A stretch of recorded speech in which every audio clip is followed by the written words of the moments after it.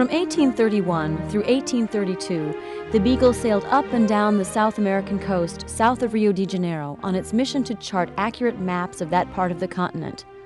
Along the way, Charles observed whales and dolphins in great number. He even discovered a new species of leaping dolphin he named Delphinus fitzroyi, in honor of the Beagle's young captain, Robert Fitzroy. And when he could, Charles got off the Beagle to put his feet on solid ground and explore the countryside. On the broad Patagonian coast, a treeless, windswept plain somewhat similar to the American Great Plains, Charles made another significant discovery.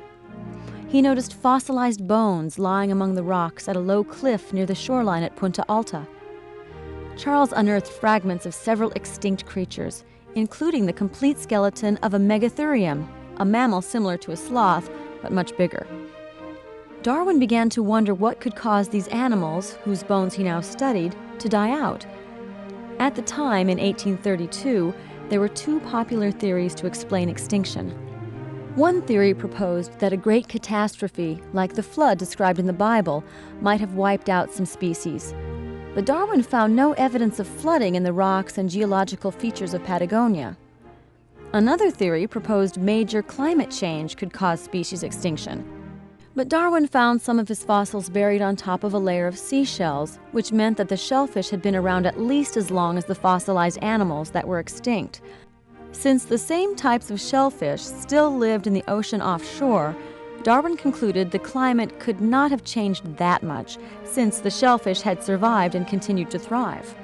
So, Darwin began to reject the idea that catastrophic weather, such as a flood or sudden climate change, were adequate explanations for the extinction of some species. But the question still bothered him. Why did whole species of animals disappear from the face of the earth? And how did new species appear to take their place?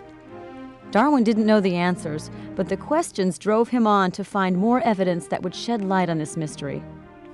And he got fuel for his thinking from a book Reverend Henslow mailed to the Beagle, which Darwin picked up at a resupply stop.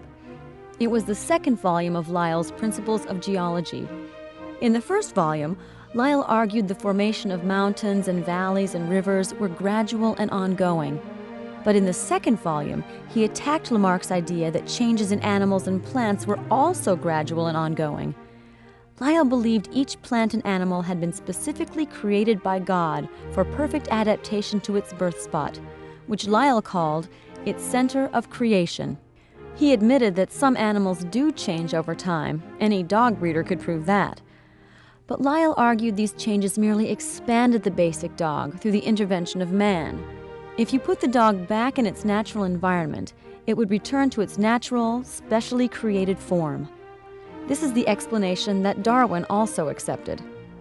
While Darwin wondered what would make an animal like a megatherium go extinct, he did not doubt that God and only God could create new forms of animals that would take their place. These were thoughts that occupied Darwin's mind as the Beagle rounded the tip of South America.